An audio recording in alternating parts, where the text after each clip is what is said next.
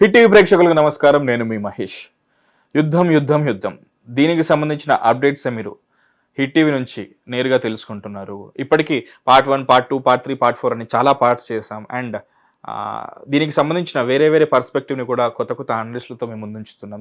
దీన్ని రెగ్యులర్గా ఫాలో అవుతున్నా, మీకు తెలుసు ఇప్పుడు ఏం జరుగుతుందో. అయితే ఫ్రెష్గా అక్కడ సౌత్ ఏషియాలో ఏం జరుగుతుందంటే స్ట్రెయిట్ ఆఫ్ హార్మోస్ జలసంధి దిగ్బంధం జరుగుతుంది. అదే కనుక జరిగితే ఇప్పటికే మనకి గ్యాస్ సిలిండర్ పైన 60 రూపాయలు పెరిగింది. దాన్ని ఇంకా అలాగే ఆ ట్రాఫిక్ని ఇంకా నిర్బంధిస్తే ఇంకా ఇక్కడ జరగబోయే మార్పులు ఏంటి? రాబో రోజుల్లో 4 కీలక రాష్ట్రాల్లో మనకి ఎలక్షన్స్ రాబోతున్నాయి. ఎలాంటి మార్పులు సంభవించవచ్చు? అండ్ అమెరికన్ ప్రెసిడెంట్ ట్రంప్ అడిగితే కూడా వేరే కంట్రీస్ సహాయం చేయడానికి ముందు రావట్లేదు. ఈ యుద్ధ పరిణామం ఇంకా ఎన్ని రోజులు కొనసాగుతుంది? అనుకోవడం అయితే ఏప్రిల్ 1 వరకు అనుకుంటున్నాం, లేకపోతే ఇంకా అంతకన్నా ముందే జరుగుతుందా? ఇంకా దీన్ని పొడిగించే అవకాశం ఉందా? 2 రోజుల్లో ముగుస్తుంది అనుకున్న యుద్ధం కాస్త ఇంకా సంవత్సరాల తరబడి ఇది కొనసాగుతుందా? ఇవన్నీ మనకి ఇంకా ప్రస్తుతానికి యుద్ధానికి సంబంధించిన అప్డేట్స్ని మనకి క్లియర్గా ఎక్స్ప్లెయిన్ చేయడానికి senior political analyst and senior journalist Suresh Kochittil గారు మనతో ఉన్నారు. సార్ నమస్కారం. నమస్తే. గందరగోళంగా ఉంది సార్ మొత్తం బయట. స్ట్రెయిట్ ఆఫ్ హార్మోస్ అంటే అప్పట్లో కోవిడ్ జరుగుతున్న టైంలో హైడ్రోక్లైన్ అని చెప్పేసి కొన్ని పదాలు ఉండేవి, అవి మనకు తెలియదు అన్నట్టుగా ఉండేది పరిస్థితి. తర్వాత వాడి ఆ పదాలు కూడా మనకి అర్థమైపోయి కోవిడ్ గురించి మనకే ఎక్కువ తెలిసినంత డాక్టర్స్లో ఫీల్ అయ్యాము. అలా ఇప్పుడు స్ట్రెయిట్ ఆఫ్ హార్మోస్ అనేది ప్రతి ఒక్కరికి, లేమెన్కి కూడా స్ట్రెయిట్ ఆఫ్ హార్మోస్ అనే దాని గురించి తెలిసిపోయింది. అఫ్కోర్స్ అందులో hit TV credit and contribution కూడా ఉంది, ఎందుకంటే యుద్ధం గురించి ఎప్పటికప్పుడు అప్డేట్స్ ఇస్తున్నాం కాబట్టి. తాజా పరిణామాల సంగతి ఏంటి సార్? స్ట్రెయిట్ ఆఫ్ హార్మోస్ జలసంధి ఏదైతుందో దాన్ని నిర్బంధం చేస్తున్నాం అంటున్నారు. దానివల్ల మళ్ళీ స్టాక్ మార్కెట్ అండ్ మిగతా విషయాలపైన చాలా ఎఫెక్ట్ పడే అవకాశం ఉంది. మన స్టాక్ మార్కెట్ అయితే వాళ్ళు రికవర్ అయింది, చాలా బాగా రికవర్ అయింది. సో దీనికి సంబంధం లేదు. ఇనిషియల్ షాక్ తర్వాత 2-3 రోజులు షేర్లు పడిపోయిన తర్వాత వాళ్ళు పికప్ చేసుకున్నాను. ఓకే, ఇప్పుడు మనం మాట్లాడుతుంది ఇవాళ పొద్దున్న నుంచి నిన్న రాత్రి నుంచి అనుకోవచ్చు. యుఎస్ టైం, యుఎస్ కొత్త డిమాండ్ పెట్టారంటే ప్రెసిడెంట్ ట్రంప్ ఎవరెవరు దేశాల్లో అక్కడి నుంచి ఆయిల్ తీసుకెళ్తున్నారు స్ట్రెయిట్ ఆఫ్ హార్మోస్ నుంచి, వాళ్ళందరూ ఒక నేవల్ టాస్క్ ఫోర్స్ని పెట్టి పెట్రోలింగ్ చేయాలి అని చెప్పారు. అంటే షిప్స్ని ఎస్కాట్ చేసి తీసుకెళ్ళాలి, ట్యాంకర్ని. మనందరూ తెలిసిందే అది ఆల్మోస్ట్ ఒక ఇంపాసిబుల్ టాస్క్. ఎందుకంటే స్ట్రెయిట్ ఆఫ్ హార్మోస్ మనం చాలాసార్లు డిస్కస్ చేసాం దీన్ని. 150 కిలోమీటర్లు, okay, at its widest point 32 కిలోమీటర్లు. మీరు 6 కిలోమీటర్ షోల్డర్ అంటారు, అది తీసేస్తే మీకు మిగిలేదు ఒక 15 కిలోమీటర్ అని చెప్పొచ్చు. 20 కిలోమీటర్ టెక్నికలీ స్పీకింగ్. ఓకే, ఈ 20 కిలోమీటర్లో 3 కిలోమీటర్ లేన్లో ఒక షిప్ ఇట్లా వెళ్తుంది, 3 కిలోమీటర్ లేన్లో ఇంకో షిప్ ఇక్కడికి వస్తుంది. ఎగ్జిటింగ్ అండ్ ఎంట్రింగ్ మన రోడ్ లాగా. నడ్మిట్లో ఒక డివైడర్ ఉంది, అది కూడా 3 కిలోమీటర్లు. ఇదేం ఫిజికల్గా లేదు, నీళ్ళల్లో ఎవరు లైన్ కూడా గీతారు లేదు, కానీ వాళ్ళకి తెలుసు, క్యాప్టెన్స్కి తెలుసు చాలా క్లియర్గా. జియోగ్రఫికల్గా అలా ఉంది. షిప్పింగ్ లేన్స్ క్లియర్గా మార్క్ వాళ్ళ మ్యాప్స్లో ఉంటుంది, వాళ్ళ డాటాలో ఉంటుంది, వాళ్ళ రాడార్లో కనిపిస్తుంది. ఇది పైకి వెళ్తారు సౌదీ అరేబియా నుంచి, కానీ యుఏఈ నుంచి అంటే ఫుజరా వాళ్ళ నుంచి ఆయిల్ కలెక్ట్ చేసుకుంటూ బయటకు వస్తుంది. ఇటువైపు ఇరాన్ నుంచి కూడా వెళ్ళి ఇరాన్ నుంచి కూడా కలెక్ట్ చేసుకుంటారు. మరి అందరూ తెలిసిందే ఇరాన్ ఏమంటున్నారంటే ఇప్పుడు మీరు మా మీద దాడి చేశారు, మా ప్రొటెక్షన్ ఎట్లా చేసుకోవాలంటే మాకు తెలుసు. ఒకటి, మా మీద ఎవరు దాడి చేశారో వాళ్ళ మీద దాడి చేస్తాం, అది నడుస్తుంది. ఇప్పుడు ఇవాళ పొద్దున యుఎస్ ఎంబసీ మీద బగ్దాద్లో దాడి చేశారు. మళ్ళీ పెద్ద ఒక రాడార్ ఉండే దానిపైన డిస్ట్రాయ్ చేశారు ఇరాన్. నిన్న యుఏఈ ఎయిర్పోర్ట్ మీద, దుబాయ్ ఎయిర్పోర్ట్ మీద దాడి చేశారు. దుబాయ్ ఎయిర్పోర్ట్ దగ్గర ఉన్న ఒక ట్యాంక్, పెద్ద ఫ్యూయల్ ట్యాంక్ని తగలబెట్టారు. అదే టైంలో Fujairah, which is enclave of UAE, అంటే one of the emirates, oil producing emirates, oil distributing emirates, దాని మీద దాడి చేశారు ఇరాన్. ఓకే, వాళ్ళు చాలా క్లియర్గా మీరు మా మీద దాడి చేస్తే మేము కూడా మీ మీద దాడి చేస్తామని చాలా క్లియర్గా కొడుతున్నారు వాళ్ళు. ఓకే, దాంట్లో డౌట్ లేదు. ఇప్పుడు జరుగుతుంది ఏంటంటే ఇరాన్ కొత్త ఆప్షన్స్ చూస్తున్నారు. ఒక అన్కన్వెన్షనల్ వార్ ఫైట్ చేస్తున్నారు. అన్సిమెట్రికల్ వార్ అంటే యుద్ధం అంటే మన దాంట్లో 2 ఆర్మీస్ ఉంటాయి, ఇటువైపు నుంచి వస్తుంది, ఆర్మీలు కొట్టుకుంటారు, చాలామంది చనిపోతారు. దాంట్లో క్యానన్స్ యూజ్ చేస్తారు, తుపాకీలు యూజ్ చేస్తారు, ట్యాంకులు యూజ్ చేస్తారు. ఇది ఏం లేదు ఇప్పుడు. ఇది ప్యూర్లీ టాక్టికల్ వార్ నడుస్తుంది. ఎవరో ఎక్కడో కూర్చొని 2 బటన్లు ప్రెస్ చేస్తున్నారు, ఒక మిసైల్ ఒక వైపు వెళ్ళిపోతుంది, ఇంకో డ్రోన్ ఇంకో వైపు వెళ్ళిపోతుంది. ఓకే.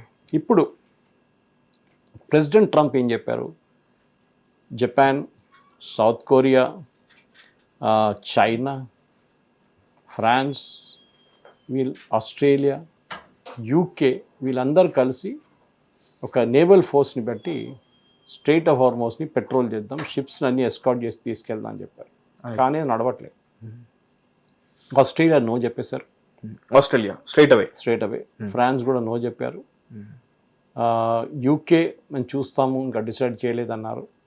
ఎందుకంటే ఇదే యూకేని 2 వారాల ముందు, 2 వారాలు కూడా కాదు, ఒక వీక్ ముందు ప్రెసిడెంట్ ట్రంప్ చాలా మటుకు ఇన్సల్ట్ చేశారు యూకేని. అప్పుడు జాక్ స్టామర్ మేము ఒక ఎయిర్క్రాఫ్ట్ కెరియర్ పంపిస్తాము, ఎందుకంటే అది సర్వీస్లో ఉంది, రిపేర్ అవుతుంది, మీరు వెయిట్ చేయగలరా అంటే, ఎందుకు, మాకు కావాల్సిన మీరు పంపించలేదు, ఇప్పుడు మీరు యుద్ధం గెలిచిన తర్వాత మీరేం పంపిస్తారు, ఇప్పుడు మాకు అక్కర్లేదు, మేము గుర్తుపెట్టుకుంటాం మిమ్మల్ని అన్నాడు. ఇప్పుడు అదే జాక్ స్టామర్ దగ్గర వెళ్ళి మీరు ఇప్పుడు పంపిస్తారా బోటు, జాక్ స్టామర్ అన్నారు మీరు అక్కర్లేదు అన్నారు కదా. So we are not sending. Australia కూడా సేమ్ డైలాగ్. ఇటువైపు సౌత్ కొరియా అండ్ జపాన్ చూస్తాము, ఎందుకంటే South Korea and Japan US మీద ఆధారపడి ఉంటారు వాళ్ళ సెక్యూరిటీ కోసం. ఓకే. జపాన్ దగ్గర పెద్ద ఆర్మీ లేదు. సెకండ్ వరల్డ్ వార్ తర్వాత వన్ ఆఫ్ ద డిసిషన్స్ ఆరైడ్ పవర్ తీసుకున్నాడు అంటే జపాన్ని ఎప్పుడూ ఫుల్ ఫ్లెడ్జ్డ్ ఆర్మీని రైజ్ చేయకుండా కాపాడుకోవాలి, వాళ్ళకి ఛాన్స్ ఇవ్వకూడదు జపాన్కి. ఎందుకంటే సెకండ్ వరల్డ్ వార్లో చాలా మటుకు డ్యామేజ్ జరిగింది జాపనీస్ ఆర్మీతోనే. మన ఇండియా దాకా వచ్చారు, మీకు గుర్తుంది, సుభాష్ చంద్రబోస్తోని కొహిమా దాకా వచ్చారు, అండమాన్ అండ్ నికోబార్ క్యాప్చర్ చేశారు. So Japanese army was very powerful.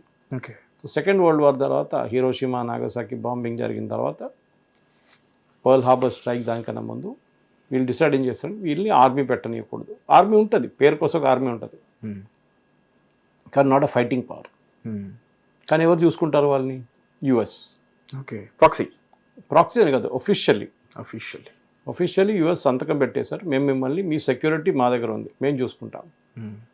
Next south Korea, same problem. North Korea నుంచి గొడవ, అక్కడ కిమ్ జాంగ్ అప్పుడప్పుడు ఇట్లా ఏదో ఒక మిసైల్ పంపిస్తూనే ఉంటాడు అక్కడికి ఇక్కడికి. ఓకే. సో సౌత్ కొరియా ఏమన్నారు, యుఎస్ దగ్గర మేము ఇన్ని ట్యాకిల్ చేయలేము, కోట్లు ఖర్చు పెట్టాలి, గ్యారంటీ లేదు, పిచ్చోళ్ళలాగా ఏం బిహేవ్ చేస్తాడో తెలియదు, మీరు ఉండాలి మమ్మల్ని ఓకే మేము చూసుకుంటాం. ఇప్పుడు ఈ 2 దేశాలే యుఎస్కి ఓకే అని చెప్పలేదు, కానీ మేబీ అంటున్నారు, మిగతా ఎవరు వెళ్ళట్లేదు. ప్రెసిడెంట్ ట్రంప్కి కోపం ఏమొస్తుందంటే చైనా మీద ఎస్పెషల్లీ, మీరు ఇక్కడి నుంచి ఆయిల్ తీసుకెళ్తున్నారు, రోజు 4 నుంచి 5 ట్యాంకర్లు తీసుకెళ్తున్నారు, క్రూడ్ ఆయిల్ కానీ ఎల్పిజి కానీ సిఎన్జి కానీ, మళ్ళీ మీరు ఎందుకు పెట్రోల్ చేయట్లేదు, మాతో వచ్చి మీరు షిప్ కూడా పెట్టచ్చు కదా, నేవల్ షిప్స్. చైనా ఏమంటున్నారంటే మాకేం ప్రాబ్లం, మా షిప్పులు ఎవడు ముట్టట్లేదు, వాళ్ళని ఓనిస్తారు ఇరానియన్స్, నో ప్రాబ్లం. ఇప్పుడు మన ఇండియన్ షిప్స్ కూడా వెళ్ళింది అట్లనే. మళ్ళీ మీకు ఎందుకంటే ఇప్పుడు ఉన్న పరిస్థితుల్లో ఇరాన్ దగ్గర నుంచి ఆయిల్ కొనేది ఒకటే దేశం, మిగతా అందరి మీద శాంక్షన్ పెట్టారు అమెరికా, ఈవెన్ చైనా మీద కూడా పెట్టారు శాంక్షన్. చైనా పట్టించుకోరు, మీరు ఏమైనా చేసుకోండి, మేము ఆయిల్ కొంటాం, మాకు ఆయిల్ కావాలి. మన దగ్గర కూడా జయశంకర్ గారు చెప్పారు ఒకసారి, we will buy what is required for our nation. ఎక్కడి నుంచి కొంటాం అది మా డిసిషన్, అది మీరు చెప్పలేదు. మనం కూడా ఆల్మోస్ట్ ఒక సంవత్సరం ముందు దాకా, సంవత్సరం 18 నెలలు అనుకోండి, మనం కూడా ఇరాన్ దగ్గర నుంచి ఆయిల్ కొన్నాం మనం. కానీ యుఎస్ మళ్ళీ వచ్చి ధమ్కి ఇచ్చారు, శాంక్షన్ పెడతాము అది ఇది అనగానే మనం ఇండియా మీద మనం కూడా పోనీలో ఏమైంది, మనం రష్యా దగ్గర కొనుక్కున్నాం. ఇరాన్ ప్రాబ్లం ఏంటంటే వాళ్ళని కంప్లీట్గా బ్లాక్మెయిల్ చేసి, బ్లాక్ లిస్ట్ చేసి, వాళ్ళని ఎక్కడి నుంచి ఆయిల్ అమ్మకుండా వాళ్ళని చూసుకుంటున్నారు యుఎస్. ఓకే. ఇప్పుడు స్ట్రెయిట్ ఆఫ్ హార్మోస్ లోకానికి సప్లై చేసేది 20% వరల్డ్ డిమాండ్ని ఆ రూట్ నుంచే వెళ్తుంది. ప్రతిరోజు 70 షిప్పులు తిరుగుతుంది పైకి కిందకి. అది మీరు ఎఫెక్టివ్లీ క్లోజ్ చేశారు. చైనీస్ షిప్స్, ఇండియన్ షిప్స్ కొన్ని పోతున్నాయి, కానీ ఆ 70 ఎక్కడ లేదు, 10 కూడా తిరగట్లేదు ఇప్పుడు. ఓకే. ఈ పరిస్థితిలో ఉన్నాం. నేను ఎందుకు చెప్తానంటే మన ప్రేక్షకులు అర్థం చేసుకోవాలి. వారందరూ గ్యాస్ సిలిండర్ కోసం నిలబడుతున్నప్పుడు అందరూ స్ట్రేట్ ఆఫ్ హోర్మూజ్ గురించి మాట్లాడతారు. ఏంటి హోర్మూజ్, అది ఫస్ట్ అర్థం చేసుకోవాలి. సో ఈ నారో వాటర్ వే గల్ఫ్ నుంచి వచ్చి బయటకు వచ్చి ఇట్లా ఒక యూటర్న్ తీసుకొని, యూటర్న్ అని కాదు, ఒక టర్న్ తీసుకొని మళ్ళీ గల్ఫ్ ఆఫ్ ఒమాన్కి వెళ్ళిపోతుంది. అక్కడి నుంచి అరేబియన్ సీకి వెళ్ళిపోతుంది. అమెరికన్ స్ట్రైక్ గ్రూప్స్ అందరూ బయట కూర్చున్నారు ఈ గల్ఫ్ ఆఫ్ ఒమాన్లో. అబ్రహాం లింకన్, జెరాల్డ్ ఫోర్డ్ వీళ్ళందరూ బయట వెయిట్ చేస్తున్నారు, రా బయటికి రా అని. ఇప్పుడు అమెరికా ఏమంటున్నారంటే, మేము కావాలంటే బయట నుంచి క్లోజ్ చేసుకోవచ్చు గేట్, మీరు లోపల షిప్ని భయపడుతున్నారు, మీరు మైన్స్ పెట్టారు, మిసైల్స్ ఫైర్ చేస్తారు, నో ప్రాబ్లం, కానీ మీరు బయటికి రావాలి కదా, మీ షిప్స్ బయటికి రావాలి కదా. ఇరానియన్ షిప్స్ అంటే చైనీస్లు అంటే నాకు, మేము అదే అనుమతించాం, మీరేం చేస్తారు? సో ఇక్కడ డెడ్ లాక్ అయిపోతుంది అక్కడ. ఓకే, ఇప్పుడు సొల్యూషన్ ఏముందంటే అమెరికా ఆలోచిస్తున్నారు, అదే దాంట్లో కొంచెం పైకి వెళ్తే ఇరాన్ దగ్గరికి వెళ్ళినప్పుడు కర్గ్ ఐలాండ్ అని చెప్పి పెద్ద ఒక ఐలాండ్ ఉంది అక్కడ, KHARG. ఈ కర్గ్ ఐలాండ్ని ఇరాన్ వాళ్ళ కంప్లీట్ ఆయిల్ అక్కడ ఉంచుకుంటారు. దాంట్లో ఇక్కడ నుంచో డ్రిల్స్ చేస్తూ వస్తున్న దాన్ని, రిజర్వ్స్ కాదు, ఇన్వెంటరీ లాగా అక్కడ 30 మిలియన్ బ్యారల్స్ కెపాసిటీ ఉన్న ట్యాంకులు ఉన్నాయి అక్కడ, పెద్ద ట్యాంకులు. సో ఇరాన్లో ఎక్కడెక్కడి నుంచి పంప్ అయి వస్తుందో అక్కడ నుంచి అన్ని అండర్ గ్రౌండ్ పైప్ లైన్ వేసి దీంట్లో వచ్చి పడుతుంది డైలీ. ఇప్పుడు హోల్డింగ్ కెపాసిటీ $30 మిలియన్ బ్యారల్స్, కానీ అవుట్పుట్ అంటే బయటికి పంపించేవి ఇది about 1.8 million barrels per day. Okay, అంటే మీ దగ్గర ఒకటే కస్టమర్ ఉన్నారు China, they are buying 1.8 million barrels per day. మీ దగ్గర శాంక్షన్స్ లేకుండే, you are not sanction by US అంటే మనలాంటి దేశం, భారతదేశం కూడా ఇంకొక 1.8 కొనుక్కుంటే ఇంకో దేశం 1. వాళ్ళకు డైలీ ఒక 8 నుంచి 10 million barrels per day they can sell, because ఒకటే టైంలో ఈ కర్గ్ ఐలాండ్ చుట్టూ 10 పెద్ద ట్యాంకర్స్ పార్క్ చేసుకోవచ్చు మీరు. ఓకే, వెరాజ్ మీరు ఇరాన్ దగ్గరికి వెళ్ళంగానే డెప్త్ తగ్గిపోతుంది, పెద్ద పెద్ద షిప్స్ వెళ్ళలేకపోతారు అక్కడ. వెరాజ్ కర్గ్ ఐలాండ్ చుట్టూ డెప్త్ చాలా బాగుంది. పెద్ద పెద్ద ట్యాంకర్లు వచ్చి డైలీ 10 ట్యాంకర్లు వచ్చి నింపుకొని తీసుకెళ్ళిపోతారు క్రూడ్ ఆయిల్. ఇప్పుడు అది తగ్గింది. ఓకే, US ఏం చేశారంటే మొన్న రాత్రి కర్గ్ ఐలాండ్ మీద దాడి చేశారు. They didn't destroy the tanks. వాళ్ళకి తెలిసిపోయింది. ట్రంప్ కూడా అన్నారు, మేము కావాలని చెప్పి ట్యాంకులు కొట్టలేదు, మేము కావాలంటే కొట్టచ్చు, చేయలేదు. ఎందుకంటే అది చేస్తే ఆయిల్ $200 పర్ బ్యారల్ అయిపోతుంది. ఓకే, ఎందుకంటే పెద్ద facility, one of the biggest. మీరు దాన్ని కొడితే మళ్ళీ ఏం మిగులుతుంది? ఈ పరిస్థితి. మరి ఎక్కడ కొట్టారు సార్? చుట్టుపక్కల ఏదో లైట్గా డ్యామేజ్ చేశారు. వాళ్ళ దగ్గర ఆర్మ్స్ కొంచెం, వాళ్ళు ఏం చెప్తారు, చిన్న ఆర్మీ క్యాంపెంట్ లాగా పెట్టుకున్నారు, లైక్ సెక్యూరిటీ ఫోర్స్, దాన్ని కొట్టారు. ఒక నేవల్ ఫెసిలిటీ ఉంది, దాన్ని కొట్టారు. ఒక చిన్న ఎయిర్ స్ట్రిప్ ఉంది, చిన్న ఎయిర్క్రాఫ్ట్ టేక్ ఆఫ్ ల్యాండ్ చేయడానికి, దాన్ని కొట్టారు. హెలికాప్టర్స్ కూడా ల్యాండ్ చేసుకుని టేక్ ఆఫ్, ఆ ఫెసిలిటీని కొట్టారనమాట. ఓకే, ఇప్పుడు అది వాడలేదు, కానీ రన్వే రిపేర్ చేయడానికి ఎక్కువ టైం తీసుకోదు. కొంచెం మట్టి తీసుకొచ్చి నింపి డామర్ పోసేస్తే రన్వే రెడీ అయిపోతుంది మళ్ళీ. మనం చూసాం పాకిస్తాన్ వైపు కూడా వాళ్ళు ట్రై చేశారు అదే మనం కొట్టిన తర్వాత. ఈ పరిస్థితుల్లో ఇప్పుడు కర్గ్ ఐలాండ్ని ఇరాన్ ఏమంటున్నారు, మీరు కర్గ్ ఐలాండ్ కొట్టారు కదా, వెరీ గుడ్. వాళ్ళు వెళ్ళి ఒమాన్లోనే పెద్ద ఒక ట్యాంకర్ ఉంది, ఇట్లనే ట్యాంక్ ఫెసిలిటీ, దాన్ని వెళ్ళి కొట్టారు. ట్యాంకర్ని కొట్టారు, ట్యాంకరీ, పెద్ద స్టోరేజ్ ఫెసిలిటీ ఒమాన్లో. Same thing like Kharg island, దాన్ని కొట్టారు. ఇక్కడ కర్గ్లో ఎలాగైతే వాళ్ళ బేస్ని కొట్టారో, వీళ్ళ బేస్ని కొట్టలేదు, ట్యాంక్ని కొట్టారు. అదే అంటే బేస్ అంటే these are all big tanks. ఇక్కడేమో US వాళ్ళ ట్యాంక్ని కొట్టలేదు, అట్లనే ఉన్నాయి ట్యాంక్స్ చాలా ఉన్నాయి, 10, 30, 40 ట్యాంక్స్ ఉన్నాయి పెద్ద పెద్దది. $50 మిలియన్ బ్యారల్స్ అంటే తక్కువ కాదు. అవును సార్. సో ఇక్కడేమో వీళ్ళు వెళ్ళి డైరెక్ట్ ట్యాంక్ని కొట్టేశారు, మొత్తం అది మంట పట్టుకుంది, ఇట్స్ స్టిల్ బర్నింగ్. ఇటువైపు నిన్న పొద్దున Fujairah, which is a part of one of the Emirates of UAE, వాళ్ళ దగ్గర నుంచి పెద్ద ఆయిల్ ఎక్స్పోర్టింగ్ హబ్ అది, అక్కడి నుంచి. ఓకే, వాళ్ళ మీద కూడా దాడి చేశారు నేను. ఓకే, నా ఫిజురా అనగానే మనం అనుకుంటాం అది ఆయిల్ ట్రేడింగ్ చేస్తారు వాళ్ళు, లైక్ సింగపూర్, చైనాలో ఒకటి ఉంది అట్లా, సింగపూర్ లాంటి ఆయిల్ ట్రేడింగ్ ఎక్కువ వాళ్ళకి. వాళ్ళు basically I think 1.8 billion barrels per day వాళ్ళు కూడా ఎక్స్పోర్ట్ చేస్తారు, రిఫైన్డ్ అండ్ క్రూడ్ రెండు. ఓకే, ఈ పరిస్థితుల్లో ఇప్పుడు ప్రెసిడెంట్ ట్రంప్కి సొల్యూషన్ ఏముంది? ఇప్పుడు ఫుజురాని కొట్టారు వీళ్ళు, రేపు మళ్ళీ కార్గిల్ ఐలాండ్ మీద ఏమైనా చేస్తే మళ్ళీ వీళ్ళు మిగతా ఎవరినైనా కొడతారు, సౌదీ అరేబియాని కొడతారు, లేక ఇంకేనా. ఈ యుద్ధం ఎక్కడ ఆగుతుంది ఇట్లా పోతే? స్ట్రైట్ ఆఫ్ హార్మూజ్ ఓపెన్ చేయాలంటే స్ట్రైట్ కండిషన్ అంటే ఇరాన్ని మనం ఒప్పించకపోతే ఏం చేయలేము. దానికి కారణాలు చాలా ఉన్నాయి.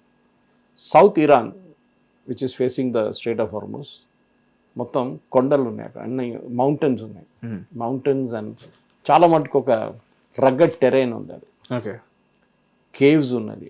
వీళ్ళందరూ దాని లోపల లాంచెస్ పెట్టుకున్నారు, ఎప్పటి నుంచో బయటకు వస్తారు, లాంచ్ చేస్తారు, లోపలికి వెళ్ళిపోతారు. సో మీరు ఒక షిప్ పెద్దగా వెళ్తుంది, ఎంత అబౌట్ 20 కిలోమీటర్ స్పీడ్లో వెళ్తుంది ఆ Gulf of Strait of Hormuz నుంచి. కొంచెం బయటికి వెళ్ళినాక మంచి స్పీడ్లో పోతుంది, కానీ within the Strait of Hormuz only 20 to 25 kilometre speed, నారోగా ఉంటుంది కాబట్టి సార్, పాయింట్ లాగా ఉంటుంది అక్కడ. సో 20-25 కిలోమీటర్స్ పర్ స్పీడ్లో పోతుంది దాన్ని, like sitting duck. Okay.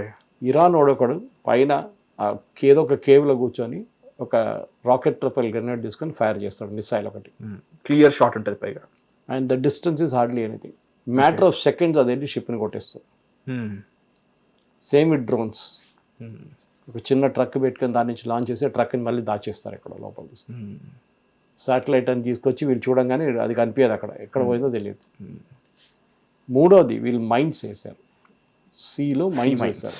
Okay. అది కింద ఫ్లోర్లో పడి ఉంటుంది, ఓషన్ ఫ్లోర్లో కొన్ని ఫ్లోట్ అవుతుంది. ఫ్లోట్ అయితే అట్లీ మీకు కనిపిస్తుంది.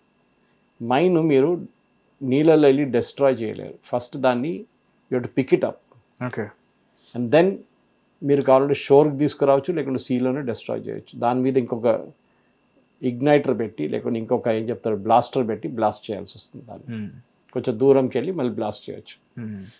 ఎన్ని మైన్స్ ఇరాన్ వేసారో తెలియదు. వాళ్ళు కొన్ని సంవత్సరాల నుంచి చేస్తున్నారు ఈ పని. ఇది కాకుండా నాలుగోది ఇరాన్ దగ్గర చిన్న చిన్న అటాక్ క్రాఫ్ట్ ఉంది. ఓకే. అంటే మన దగ్గర ఈ చిన్న స్పీడ్ బోట్స్ ఉంటాయి చూడండి, అది. ఆ స్పీడ్ బోట్లో వీళ్ళు ఏం చేస్తారంటే ఒకడు నడిపిస్తాడు, ఇంకోడు ఒక మిసైల్ గ్రెనేడ్ తీసుకొని రెడీగా ఉంటాడు వెనక. షిప్ దగ్గర రాగానే కొడతారు, ఫినిష్. అదే టైంలో జెట్ స్కీస్ గోవాలంతా యూజ్ చేస్తారు చూడండి, జెట్ స్కీ, దాంట్లో పోతారు. అక్కడ కూడా అంతే, ముందు ఒకడు నడిపిస్తున్నాడు, వెనక నుంచి ఒక ఆర్పీజీ పట్టుకొని కూర్చొని ఉంటాడు. ఇట్స్ మోస్ట్ డేంజరస్ టెరిటరీ నా. అక్కడి నుంచి షిప్స్ బయటికి రావాలంటే అబ్సల్యూట్లీ గట్స్ ఉన్న క్యాప్టెన్స్ తీసుకెళ్తారు, మిగతా ఎవ్వరు తీసుకెళ్లారు. అదర్వైజ్ ఇరాన్ గ్యారంటీ ఇవ్వాలి, చైనీస్కి ఇచ్చినట్లు మనకి ఇచ్చిన మీరు వెళ్ళండి, ఏం కాదు మేము చూసుకుంటాం. ఇప్పుడు ఇది ప్రాబ్లం ఉందన్నమాట మహేష్. ఇప్పుడు ఏం చేస్తారు? If you are in the position of Iranian, మీరేం చేస్తారు? లేకుంటే అటువైపు అమెరికా ఉంటే మీరేం చేస్తారు? If you are president Trump, మీ ఆప్షన్స్ ఏముంది? ఈ కార్గిల్లో నేను చెప్పాను చూడండి, వాళ్ళు డైలీ షిప్ అవుట్ చేస్తుంది almost 7 million barrels per day. Okay. దాన్ని ఆపాలంటే అంత ఈజీ కాదు. చైనీస్ షిప్స్ వస్తుంది, చైనా షిప్ని మీరు ఆపితే మళ్ళీ ఘర్షణ అయిపోతుంది, వాళ్ళతో ఇంకో గొడవ మొదలవుతుంది. వాళ్ళ నేవల్ షిప్స్ని తీసుకొస్తారు ఎస్కాట్ చేయడానికి. మనం కూడా ఎస్కాట్ చేసి తీసుకెళ్ళాం. మనం గల్ఫ్ ఆఫ్ ఒమాన్ రాగానే మన షిప్ని మన ఇండియన్ నేవీ ఫ్రిగేట్ ఒకటి కాండ్లా దాకా, ఇంకోటి ముంబై వైపు తీసుకెళ్ళారనమాట. ఓకే. ఇది ఇట్లాంటి ఉన్నప్పుడు కూడా మనం ఏం చూస్తున్నాం అంటే నెక్స్ట్ ఆప్షన్ ఏముంది? పైప్ లైన్స్ వేయవచ్చు. పైప్ లైన్స్ వేసారు కూడా, over the land pipe line వేయవచ్చు. ఫర్ ఎగ్జాంపుల్ చాలా మంది అడుగుతున్నారు కూడా, అసలు ఎందుకు ఈ కార్నర్ నుంచి వెళ్ళాలి, పై నుంచి వెహికల్స్ తో తీసుకోవచ్చు కదా అని చెప్పేసి కూడా చాలా మంది అడుగుతూ ఉంటారు. అంటే ప్రాక్టికల్ పాసిబిలిటీ కూడా మనం చూడాలి కదా సార్. అది లేదు. In fact they are planning to build a canal through that. UAE వైపు నుంచి కెనాల్, సూయస్ కెనాల్ కట్టడానికి try, so that Hormuz will not be, దాని నుంచి వెళ్ళక్కర్లేదు మీరు. కానీ అది చాలా పెద్ద ప్రాజెక్ట్, చాలా టైం పడుతుంది దానికి. ఇన్స్టెంట్ సొల్యూషన్ కాదు, దానికి ఇన్స్టెంట్ సొల్యూషన్ కాదు. ఇప్పుడు ఈ మన ప్రాబ్లం ఎక్కడ వస్తుందంటే ఇంటర్నేషనల్ లెవెల్లో ఫ్యూయల్ ప్రైస్ తగ్గించాలంటే ఈ స్ట్రైట్ ఆఫ్ హార్మూజ్ ఓపెన్ పెట్టాలి. సో యుఎస్ ఏం ప్రపోజ్ చేస్తున్నారంటే కర్గ్ ఐలాండ్ క్యాప్చర్ చేసుకుందాం. కర్గ్ ఐలాండ్లో ఒక 200-500 మెరైన్స్ని పంపించి క్యాప్చర్ చేద్దాం. ఇరానియన్స్ ఊరుకోరు, వాళ్ళు అక్కడ కూర్చొని చూడట్లేదు, వీళ్ళు వెళ్తున్న బోట్లు చూస్తుంటారు, వాళ్ళు కొడతారు వాళ్ళు. కానీ ఇరాన్కి భయం ఏంటంటే మీరు ట్యాంకులు తగలబెట్టారంటే దెన్ రేపు యుద్ధం ఆగిపోతే కూడా మళ్ళీ ఆ ట్యాంకుల్ని రీస్టోర్ చేయాలంటే మీకు సంవత్సరాలు పడుతుంది. వాళ్ళ ట్యాంకే కదా అది. ఇన్ఫ్యాక్ట్ ఖర్గ్ ఐలాండ్ అనే ఫెసిలిటీ కట్టింది ఒక అమెరికన్ కంపెనీ అమోకో అని చెప్పి. ఇప్పుడు అది వీళ్ళు కొనుక్కున్నారు, బ్రిటిష్ పెట్రోలియం కొనుక్కున్నారు వాళ్ళని. అమోకో 60s కట్టారు. సో అమెరికన్స్ కట్టింది అదే ఖర్గ్ ఐలాండ్ని అమెరికన్స్ వెళ్ళి క్యాప్చర్ చేస్తారు. ఇప్పుడు క్యాప్చర్ చేసి ఏం చేస్తారు, అక్కడ కూర్చుంటారు. కూర్చొని ఇరాన్ని బ్లాక్మెయిల్ చేస్తారు. ఏమంటారు, షిప్స్ని పోనీయండి స్ట్రైట్ ఆఫ్ హార్మోస్ నుంచి, లేకుంటే మేము ఇక్కడ ఉన్నాం, మీ మొత్తం ట్యాంకులు తగలబెట్టేస్తాం. లేకుంటే తగలబెడితే ఇంకో ప్రాబ్లం చెప్పాను చూడు, 200 అయిపోతుంది బ్యారెల్కి, అది ఇంకో ప్రాబ్లం. అది అప్పుడు ఎంటైర్ వరల్డ్లో ఇరాన్కి ఇప్పుడు వచ్చే ఆదాయం అంతా ఈ ఐలాండ్ నుంచే వస్తుంది. ఓకే. ఇంకో చిన్నది ఉంది వాళ్ళ దగ్గర, ఇంకో ప్లేస్లో ఉంది ఒకటి, కానీ దట్ ఈస్ నథింగ్ మచ్. ఆ పోర్ట్ నుంచి వాళ్ళు ఎక్కువ అమ్మలేకపోతున్నారు అన్నమాట. వీళ్ళ దగ్గర మెయిన్ ఇదన్నమాట. సో వీళ్ళు ఇరాన్కి చాలా క్లియర్గా తెలుసు అమెరికాతో ఒక ఒప్పందంకి రావాల్సి ఉంటుందని చెప్పేసి. కానీ అది ఎట్లా చేస్తారు, ఏం చేస్తారు అనేది ఇప్పుడు రాబోయే కొన్ని రోజుల్లో మనకి చాలా క్లియర్గా తెలిసిపోతుంది. ఈ పోర్ట్ మనం చూస్తున్నాం, ఈ ఫుజైరా పోర్ట్ కూడా మాట్లాడాం మనం. ఇప్పుడు చాలా మటుకు వాళ్ళ దగ్గర ఉన్న యూఏఈ దగ్గర ఉన్న వాళ్ళ ఆదాయం వచ్చేది అన్నిటికంటే పెద్ద పోర్ట్ అది.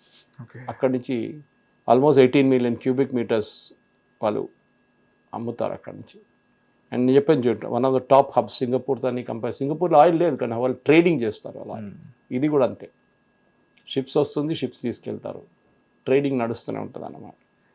ఫుజైరా దగ్గర కూడా ఇదే ఉంది. వాళ్ళు నేను చెప్పాను చూడండి, వాళ్ళకి సర్వ్ చేసేది 1.7% the global demand.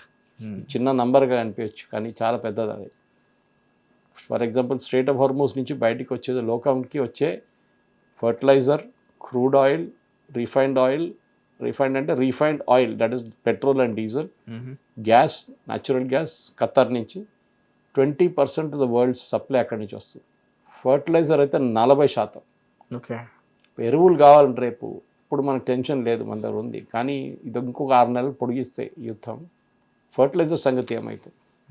And not just India, entire Asia and even US impact అవుతుంది. సో మనం ఈ యుద్ధాన్ని అయిపోయిందిలే ఏంటి, మళ్ళీ ట్రంప్ ఏం చేస్తాడు, ఈయనేం చేస్తాడు. ట్రంప్కి ఇప్పుడు ఒక ఎగ్జిట్ పాలసీ లేదు. మనం దీని గురించి మాట్లాడాలి. అవును సార్, ఎలా ఆపాలో తెలియట్లేదు. ఈ ఖర్గ్ ఐలాండ్ పట్టుకున్న తర్వాత ఇది ఎండ్ అవుతుందంటే అది కూడా సొల్యూషన్ కాదు. ఇరాన్కి కావాల్సిన సొల్యూషన్ ఏంటంటే వాళ్ళని రేపు మళ్ళీ ఆక్రమించకూడదు. ఈ యుద్ధం ఎందుకు మొదలైంది మహేష్, మీరు చెప్పండి. యురేనియం. అవును సార్, ఇరాన్ దగ్గర యురేనియం ఉంది, 60% ప్యూరిటీ ఉంది, ఇంకా పెంచుతున్నారు. దాంతో వాళ్ళు న్యూక్లియర్ ఆయుధాలు తయారు చేసుకుంటారు. This was the basic concern. వాళ్ళని సూపర్ పవర్ అవన్నీ కూడా చేయాలి వాళ్ళని. సెకండ్ వన్ వాజ్ వీళ్ళ దగ్గర బ్యాలిస్టిక్ మిసైల్స్ ఉన్నాయి, అది కాకుండా డ్రోన్స్ ఉన్నాయి, దాని మ్యానుఫ్యాక్చరింగ్ ఆపాలి. ఇది రెండో రీజన్స్ అక్కడికి వెళ్ళారు. మూడోది రెజ్యూమ్ చేంజ్. అక్కడ ఉన్న గవర్నమెంట్ తీసి పక్కన పడేసి కొత్త గవర్నమెంట్, అమెరికా ఇంటర్వ్యూ చేస్తారంటే, ట్రంప్ ఇంటర్వ్యూ చేస్తారంటే క్యాండిడేట్ని, ట్రంపే సెలెక్ట్ చేస్తారంటే చెప్పారు కదా ఆయన, ఐ విల్ డిసైడ్ అన్నారు. అది కూడా కాలేదు. ఇప్పుడు యురేనియం మీరు అది ఎక్కడుందో అందరు తెలుసు, ఇస్ఫహాన్ అని చెప్పి ఒక టౌన్ ఉంది, ఇట్ ఈస్ దేర్. అది ఏదో లోపల మౌంటైన్ లోపల పెట్టుకున్నారు వాళ్ళు. దాన్ని బయటికి తీసుకురావాలంటే అంత ఈజీ కాదు. మీరు ఒక రైడ్ చేసి స్పెషల్ ఫోర్సెస్ని పంపిస్తే it will B a mess. చాలామంది చనిపోతారు వాళ్ళ దాంట్లో, అమెరికన్ స్పెషల్ ఫోర్సెస్. మళ్ళీ తీసుకురావడం బయట, ఏదైనా లీకేజ్ అయింది, ఇంకేదైనా హిట్ అయితే మొత్తం మళ్ళీ అక్కడ చుట్టుపక్కన ఎవరు నెక్స్ట్ 10,000 సంవత్సరాల దాకా ఉండలేరు. చెర్నోబిల్ లాగా అయిపోతుంది అది. అంతా రేడియో యాక్టివ్ అయిపోతుంది కంప్లీట్గా.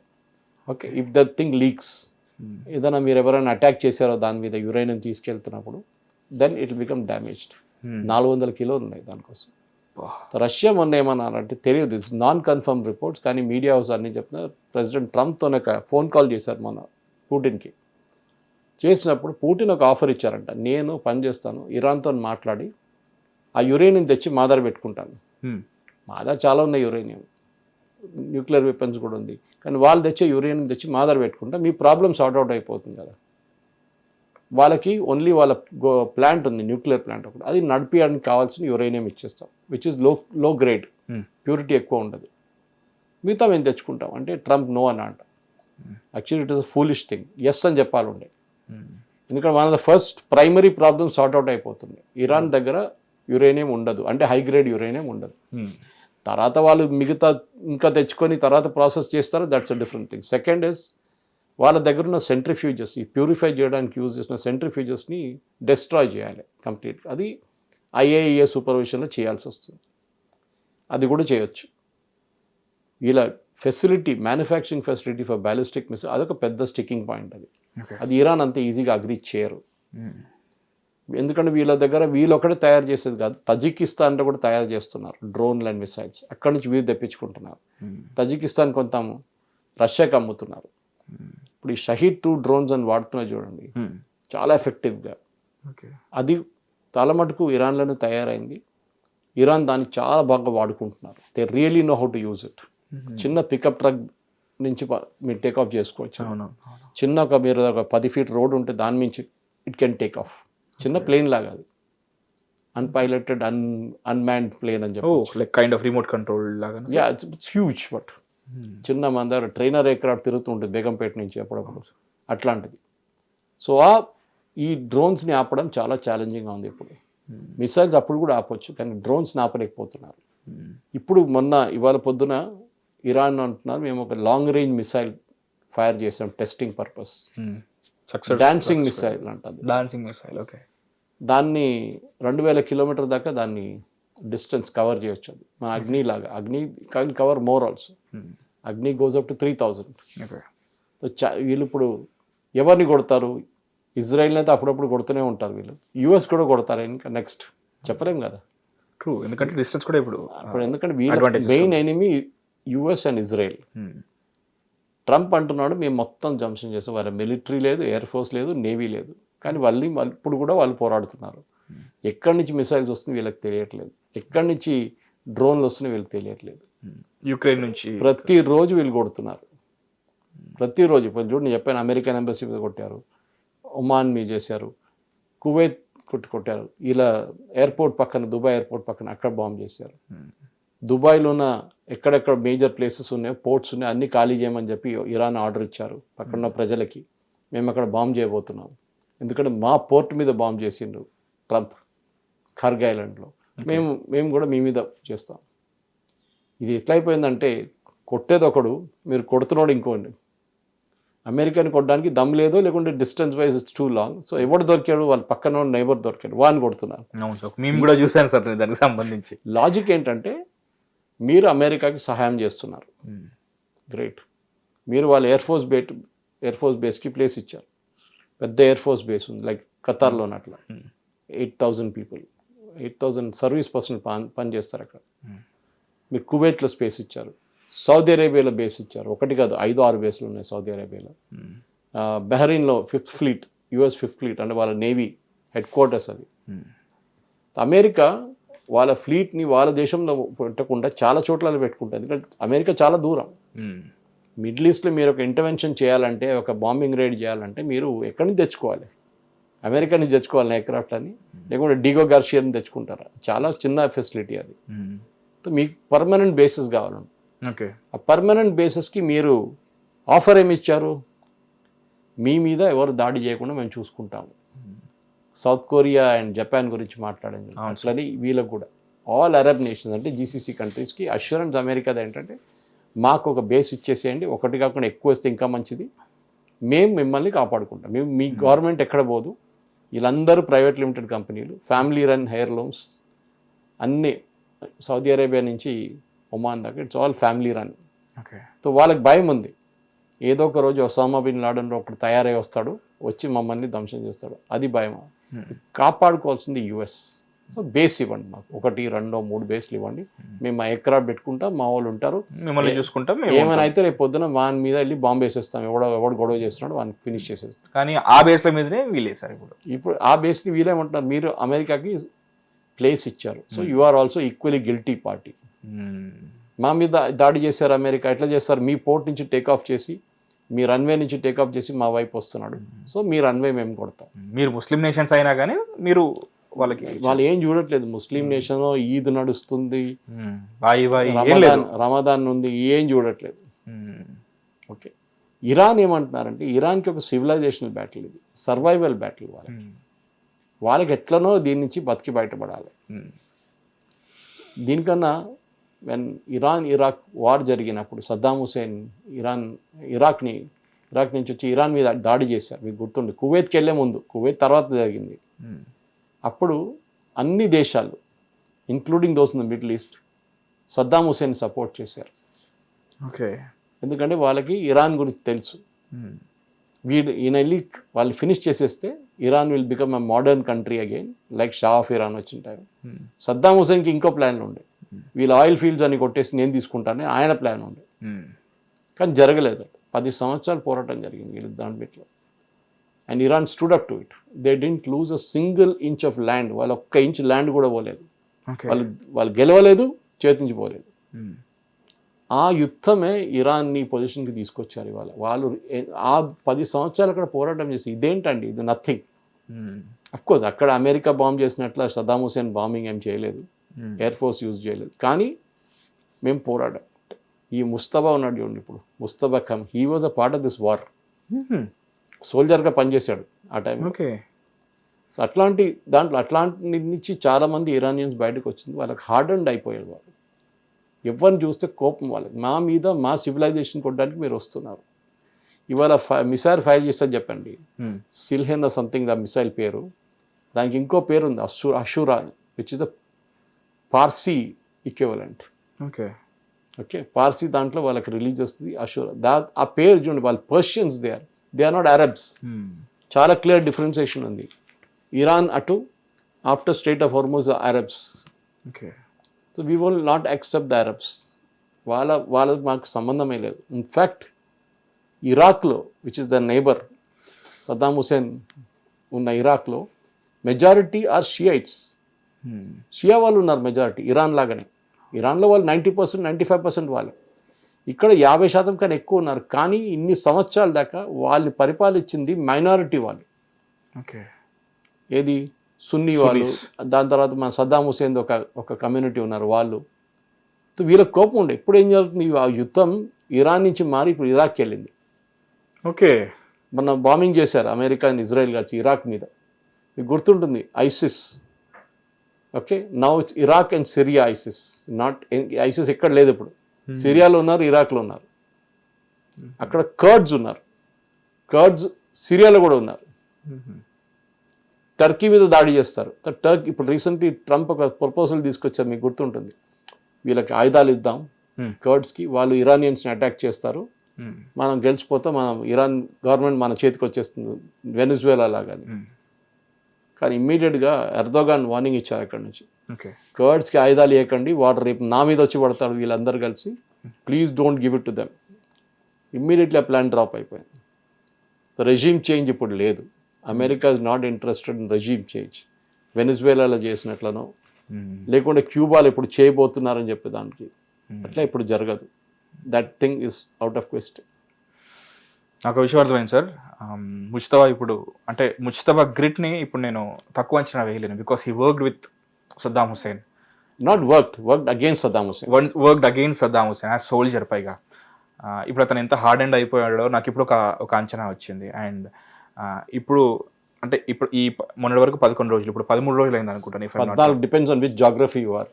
యూఎస్ ఉంటే ఒక రోజు తక్కువ ఉంటుంది. సో ఇప్పుడు ఇన్ని రోజులు ఈ యుద్ధాన్ని చూస్తే అతని గ్రిట్ ఏంటో నాకు ఇంకో చిన్న క్లారిటీ వచ్చింది. And on other side American president చెప్తే కూడా ప్రపంచ దేశాలు హెల్ప్ చేయడానికి సిద్ధంగా లేవు. ఓ విధంగా ఇతని పట్టు సడులుతుందని అని చెప్పుకోవాలి. సో మనకి ఇప్పుడు ఇండియాలో చూస్తే 4 కీలక రాష్ట్రాల్లో ఎన్నికలు కూడా రాబోతున్నాయి. ఇది ఆగితే ఏంటి, ఆగకపోతే ఏంటి, మనకేమైనా ఎఫెక్ట్ ఉంటుందా ఉండదా? Like we should be prepared. మన ఆల్రెడీ అవుతున్న ఒక పానిక్ సిచ్యువేషన్ ఉండే మొన్న దాకా ఎల్పిజిది. మన దేశంలో బహుశా మీకు చెప్పాను ఆ రోజు 33 crore కనెక్షన్, 33 crores కనెక్షన్స్ ఉంది మనకి ఎల్పిజి. ఓకే. దాంట్లో మోదీ గవర్నమెంట్ వచ్చినప్పుడు 14 కోట్లే ఉండే 2014లో. 2026కి వచ్చేటప్పుడు 14 కోట్ల నుంచి 14,50,00,000 నుంచి ఇప్పుడు 33 కోట్లకు వచ్చేసాం మనం. 33 crores. ఓకే. దాంట్లో 10 కోట్లు ఈస్ ఉజ్వల స్కీమ్, ప్రధానమంత్రి ఉజ్వల స్కీమ్. ఇది పేదోళ్ళకి ఫ్రీగా ఎల్పిజి అండ్ సబ్సిడైజ్ ఎల్పిజి ఇచ్చేది. అది దాంతోనే ఇది పెరిగిందనమాట. ప్లస్ 14 + 25 అవుతుండే 26 అవుతుంది, కానీ 33కి వెళ్ళింది. అంటే ఏమవుతుందంటే మన దేశంలో చాలా మటుకు పెళ్లి అయి కొత్తగా బయటికి వెళ్తున్న వాళ్ళు కూడా వాళ్ళ ఇంటి నుంచి వాళ్ళు మళ్ళీ గ్యాస్ కనెక్షన్ అప్లై చేస్తున్నారు. దాంతో పాపులేషన్ పెరిగింది. మనకి ఇప్పుడు 33 కోట్ల ఎల్పిజి సిలిండర్ కనెక్షన్స్ ఉంది. ఓకే.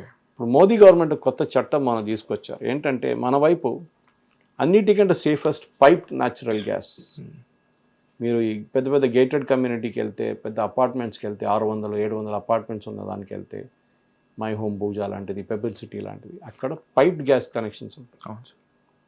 ఓకే, అంటే ప్రతి ఇంటికి ఒక పైప్ వస్తుంది, ఎల్లో కలర్లో ఉంటుంది, ఒక మీటర్ ఉంటుంది, దాని నుంచి రీడింగ్ తీసుకుంటారు అంతే. జస్ట్ లైక్ మన electricity. Same when I was in Trivandrum, నేను అక్కడ ఉంటున్న ఫ్లాట్లో కూడా అదే ఉండే, సేమ్ థింగ్. నేను భాగ్యనగర్ గ్యాస్ లిమిటెడ్కి అండర్ గ్రౌండ్ పైప్ లేయింగ్ టైంలో నేను ఉన్నాను sir. Like I worked with them. That's what I'm saying. కానీ భాగ్యనగర్ పైప్ వాళ్ళ గ్యాస్ వాళ్ళు they are not expanded really well అన్నమాట. వాళ్ళు టార్గెట్ ఏం చూస్తారంటే 400-300 అట్లాంటి పెద్ద పెద్ద అపార్ట్మెంట్స్ టార్గెట్ చేస్తున్నారు. ఓకే. ఇప్పుడు గవర్నమెంట్ ఏం చేస్తున్నారంటే పుష్ చేస్తున్నారు, దీన్ని ప్రతి ఇంటికి తీసుకెళ్ళడానికి ట్రై చేయండి. ఎల్పిజి సిలిండర్స్ లేకుండా చూడండి. మీకు ఒకసారి పిఎన్ తీసుకుంటే, మీరు అంటే పైప్ న్యాచురల్ గ్యాస్ తీసుకుంటే, then you cannot have an LPG connection. Oh forever అంతే. నిన్న రాత్రి చేసేసారు, చట్టం తీసుకొచ్చారు. కరెక్ట్ అది. ఎందుకంటే కెరసిన్ మీకు గుర్తుంటుంది. కెరసిన్ వాడేటోళ్ళకి మోదీ గవర్నమెంట్ ఉజ్వల స్కీమ్ కింద గ్యాస్ ఇచ్చారు, సిలిండర్ 500 రూపాయలకి. ఫస్ట్ స్టెప్ ఏం చేశారంటే వాళ్ళ కెరసిన్ కనెక్షన్ తీసేశారు. కెరసిన్ అక్కర్లేదు కదా, మీరు గ్యాస్ వాడుతున్నారు. ఎందుకంటే కెరసిన్ని అడల్ట్రేషన్లో యూజ్ చేసుకుంటుండే, ప్రతి ఆటో, ప్రతి స్కూటర్, ప్రతి మోటార్ సైకిల్ వేసుకుంటుండే. సో అడల్ట్రేషన్ చాలా జరుగుతుండే. చూద్దామని దొరుకుతలేదు సార్ ఇప్పుడు, అదే అంటారా. సో కెరసిన్ తీసేశారు. ఇప్పుడు కొంచెం తీసుకొస్తున్నారు, ఎందుకంటే ఈ స్కేర్సిటీ ఉన్నప్పుడు కొంచెం కెరసిన్ వాడుకోవచ్చు అని చెప్పి. లేకుంటే ఒక టైంలో కెరసిన్ స్టవ్ అనేది పెద్ద కాన్సెప్ట్ ఉండే ఒకటి, ఇప్పుడు ఎవరు వాడట్లేదు అది. సో ఈ పరిస్థితుల్లో మనం ఒక జనరేషన్ షిఫ్ట్ జరుగుతుంది. నేను దీని గురించి కొన్ని ఛానల్లో మాట్లాడాను. మనం ఒక టైంలో కోవిడ్ వచ్చిన తప్ప మనకి ఒక ఆన్లైన్లో ఒక మీటింగ్ జరుపుకోవచ్చని మనకు తెలియదు. ఆన్లైన్లో చదువు చెప్పొచ్చని టీచర్లు అది కూడా తెలియదు మనకి.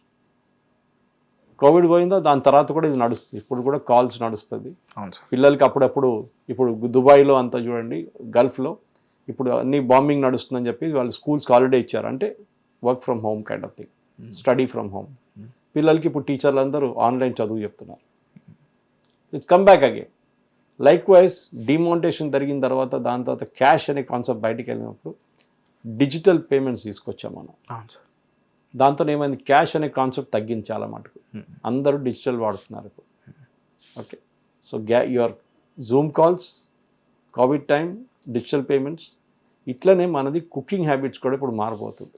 ఈ ప్రతి క్రైసిస్ మిమ్మల్ని ఒక లెసన్ నేర్పిస్తుంది, అప్డేట్ చేసుకోవడానికి, లెసన్ ఎవల్యూట్ అవ్వడానికి. ఇప్పుడున్న చాలా మటుకు ఎస్పెషల్లీ జెన్జీ వాళ్ళు, ఆ జనరేషన్ ఏం చూస్తున్నారంటే వాళ్ళకి పైప్ కనెక్షన్ ఉంటే ప్రాబ్లం లేదు, వీ కెన్ మేనేజ్. కానీ పైప్ కనెక్షన్ ఉన్న ఇల్లు కూడా నేను చూశాను, వాళ్ళు ఒక ఇండక్షన్ స్టవ్ మెయింటైన్ చేసుకుంటారు. ఓకే, ఏదైనా అయింది అనుకుంటారు, సంథింగ్ హ్యాపెన్స్, పైప్ కనెక్షన్ ఏదో టెక్నికల్ ప్రాబ్లం వచ్చింది, ఏదో వచ్చిందంటే దే హ్యావ్ ఎ బ్యాకప్. కానీ మన దగ్గర ఒక పెద్ద ఇండస్ట్రీ, ఎందుకంటే ఇప్పుడు మనం మాట్లాడుతున్న దాంట్లో 33 కోట్లు అన్నాను చూడండి. So we have a certain number of cubic metres which we buy every year. LPG కొంటాం ఖతార్ లాంటి రాష్ట్రాల నుంచి. మన దగ్గర ఉన్న టోటల్ కెపాసిటీ ఎల్పిజిది ఓన్లీ 8% కమర్షియల్ ఉంది, రెస్టారెంట్స్ అంతా. మిగతా 90% ఈజ్ బై డొమెస్టిక్. ఇంకో 2% అడగవచ్చు మీరు ఎక్కడ పోయారు, అది ఆటోమొబైల్స్లో. సిఎన్జి ఆటోలు ఉంటారు, కొన్ని కార్లు ఉంటారు, వాళ్ళు ఎల్పిజి వాడతారు. ఎల్పిజి వాడతారు కొంతమంది సిఎన్జి వాడతారు. ఓకే, ఈ మీరు చూస్తుంటారు లైన్లు ఉంటాయి కొన్ని రోజులు, కొన్ని స్టేషన్స్ దగ్గర ఉంటుంది, అందరికి ఉండదు. అవునవును, బాలనగర్లో అట్లాంటి ప్లేస్లో. ఇప్పుడు చెప్తుంటే రేవంత్ రెడ్డి గవర్నమెంట్ కూడా చూడండి, మన రేవంత్ రెడ్డి గారు ఆర్డర్ ఇష్యూ చేశారు. ఇప్పటి నుంచి కొనబోయే బస్సు, గవర్నమెంట్ ఆఫీసు కొనబోయే కార్లు should be only electric. Okay, correct. మన సిటీలో కూడా ఇప్పుడు చాలా మటుకు ఎలక్ట్రిక్ బస్సెస్ నడుస్తున్నాయి, సెంట్రల్ గవర్నమెంట్ ఇచ్చే ఫండింగ్లో.